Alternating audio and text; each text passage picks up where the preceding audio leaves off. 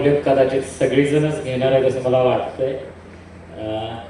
कृपया पुढच्या सगळ्या वक्त्यांना विनंती आहे की अगोदर मांडलेल्या विषयाशिवाय आपण थोडंसं इतर विषयावर बोलावं, अशीच एक विनंती आली होती ह्याच्यामधून सगळ्यांच्यामधून. तर पुढचे आपले मार्गदर्शक आहेत श्री पांडुरंग शिंदे साहेब, महाराष्ट्र राज्य ड्रीप असोसिएशनचे धडाडीचे सचिव.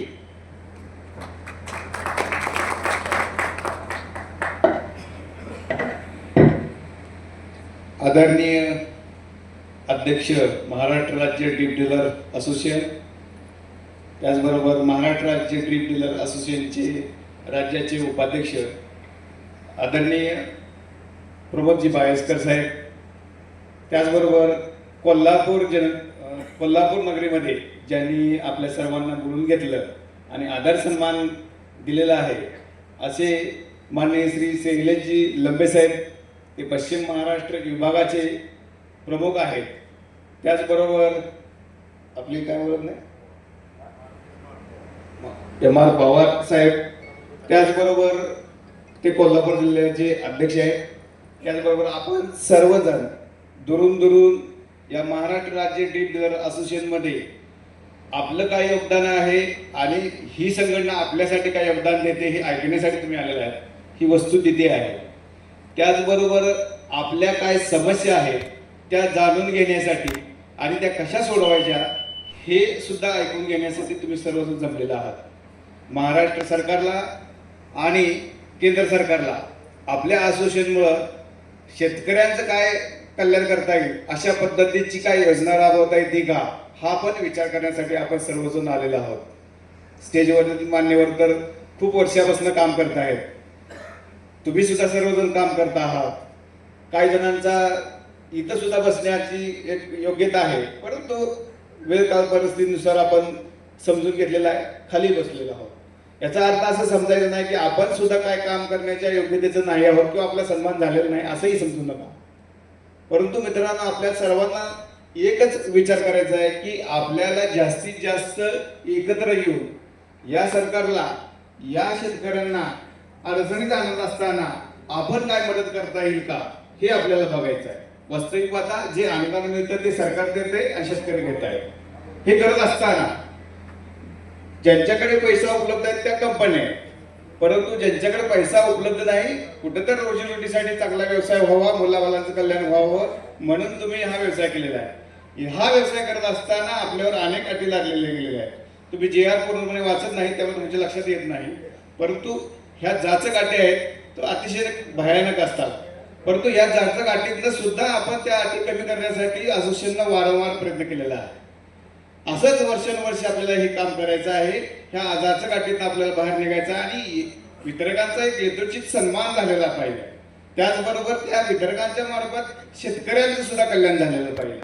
आपला व्यवसाय पुढच्या पिढीला देत असताना तो अतिशय सुखरूप गेला पाहिजे. म्हणजे कसं की आपल्यावर कुठला डाग आला नाही पाहिजे अशा पद्धतीने आपल्याला व्यवसाय करायचा आहे. आणि याचसाठी आपण हे चर्चासत्र सुरुवातीच्या टप्प्यात आयोजित केलेलं आहे. लंबे साहेबांची धारणा अशी आहे, हे बघा की नुसतं वितरकांनी विचार करून हे होणार नाही. मग याच्यासाठी कुणाची मदत लागेल तर राज्य सरकारच्या प्रतिनिधींची सुद्धा गरज लागेल. त्याचबरोबर काय कंपन्या अशा आहेत की त्यांना वाटतं की आपण सुद्धा यामध्ये थोडंसं पार्टिसिपेट झालं पाहिजे, मग त्यांना सुद्धा एक संधी इथं दिलेली आहे. म्हणजे हे काय साधं काम नाही आहे की कंपन्यांना एकत्र करतायत, डीलर असोसिएशनला एकत्र करताय आणि राज्य सरकारच्या प्रतिनिधींना सुद्धा तुम्ही एकत्र करताय. म्हणजे ही आपली आवाजवी मीटिंग आहे. या मीटिंगमध्ये आपण सुरुवातीच्या सत्रामध्ये सर्वजण आपले मतांतर घेणार आहोत. अध्यक्ष आणि आम्ही ते लिहून येणार आहोत. त्याच्यावर आमची थोड्या वेळाची मीटिंग होईल आणि त्यानंतर आपण याच्यामध्ये जाणार आहोत की कंपनी अधिकारी आणि शासकीय अधिकारी आपण एकत्र बसून आपल्याला काय विचार मंथन करता येते का बघून आपण पुढच्या मार्गाला जाणार आहोत. वेळ कमी असल्यामुळे मला आणखी काय बोलायचं जरी असलं तर मी थोडंसं थांबून घेईन, कारण बोलणारी माणसं खूप आहेत. त्याचबरोबर वेगवेगळ्या राजकीय पक्षातून, वेगवेगळ्या सामाजिक संघटनातून, विविध शेतकरी संघटनातून आपण काम करणारी माणसं आहोत. तुम्हाला एक माहितीसाठी सांगतो आपल्या असोसिएशननं काय केलं दादानो. हे बघा, आजपर्यंत आपल्याला एखादा निधी मिळाला नाही किंवा आपली मागणी पूर्ण झाली नाही म्हणून आपण काय करायचो, व्यक्तिगत आंदोलन करायचो. गेल्या 2 वर्षाखाली अध्यक्ष आम्ही सर्वजण बैठक लावली संचालक मंडळाची आणि ठरवलं की आपली निधी जे मिळत आहे तो खूप अल्प मिळत आहे, त्याचबरोबर तो वेळेवर मिळत नाही, शेतकऱ्यांचे पैसे पेंडिंग आहेत, त्याचबरोबर काही वितरकांनी चुकीच्या पद्धतीने पैसे गुंतवलेत आणि वितरक अडचणीत आलेला आहे, म्हणजे घरदार सगळं लहान ठेवून शेवटच्या मार्गाला लागलेला आहे. अशा काळात संघटनेला असं वाटलं की आपण जरा एकत्र बसूया आणि आपण आंदोलनाचा पवित्रा घेऊया, म्हणून आंदोलन करायला ठरवलं. आणि यासाठी असं ठरवलं की त्या त्या भागामध्ये म्हणजे त्या त्या जिल्ह्यामध्ये जे जे काय शेतकरी संघटना आहेत त्या सर्व शेतकरी संघटनेला आपण सहभागी करून घेऊया आणि आपण महाराष्ट्राच्या या शासनाला जाग आणूया की बाबा आमच्या शेतकऱ्यांचं तुम्ही काय हाल करता.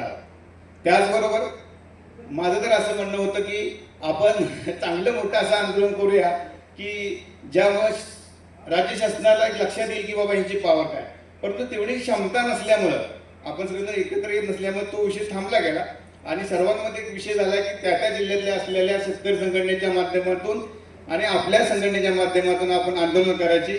आणि असे आंदोलन करताना तुम्हाला आनंदाची बाब सांगायची म्हणजे 25 जिल्ह्यामध्ये आंदोलन झाली, जवळपास 30 ते 35 शेतकरी संघटना आपल्या या संघटनेला पाठबळ देण्यासाठी आल्या होत्या. एवढं मोठं आपल्या संघटनेचं महत्व आहे. आणि त्यानुसार रिझल्ट झाले काय, तर ज्या प्रकरणाला पूर्वसंमती आहे, ज्या प्रकरणाला पूर्वसंमती आहे आणि त्या प्रकरणाची प्रकरण अपलोड केलेले मोका तपासलेले अशी प्रकरणं 24-25च्या पूर्वीची एक ना एक पूर्णपणे निकाली गेलेली आहेत. म्हणजे मागची पेंडन्सी आपल्याकडे 0 आहे, बरोबर आहे कसं आहे. तर त्याच्यानंतर मात्र जे काय संच बसवलेले आहेत ते संच बसवलेले आहेत, परंतु त्यांना लॉटरी लागली नाही किंवा त्यांना पूर्वसंमती मिळाली नाही. अशा ज्या बाबी आहेत त्या अडचणीच्या बाबी आहेत आणि त्याच्यासाठी लागणारा निधी आहे तो निधी किती आहे तर साहेबांनी सांगितलं आता की साधारणतः एक 1500-1600 कोटी आपल्याला लागत आहेत आणि त्याच्यापैकी 500-600 कोटी रुपये फक्त आपल्याला आलेले आहेत. आता उरलेला निधी आपला हा तुटीचा अर्थसंकल्प जातोय कुठं, तर याचा सुद्धा आपण सर्वांनी मिळून अभ्यास करायचा आहे. केंद्र सरकारच्या GR मध्ये प्रस्तावित आहे, राज्य सरकारच्या GR मध्ये प्रस्तावित आहे, पण आपल्याला पैसे का मिळत नाहीत, काय कुठं जातात पैसे, कोण वापरतात आपला पैसा, याचा सुद्धा विचार मंथन करण्यासाठी आपण सर्वजण थांबलेलो आहोत. माझं असं म्हणणं आहे पुढच्या एका सत्रात कुठे जर वेळ मिळाला तर मी थोडंसं बोलेन, परंतु ही जी काही लंबे साहेबांनी जी लावलेली रचना आहे या रचनेमध्ये कुठल्याही प्रकारची बाधा न आणता मी त्यांना असं म्हणेन की आपला जो पुढचा नियोजित कार्यक्रम आहे तो चालू ठेवा. मला जी तुम्ही सर्वांनी संधी दिली, आयोजकांनी संधी दिली त्याबद्दल त्यांचे धन्यवाद मानतो आणि 2 शब्द थांबवतो.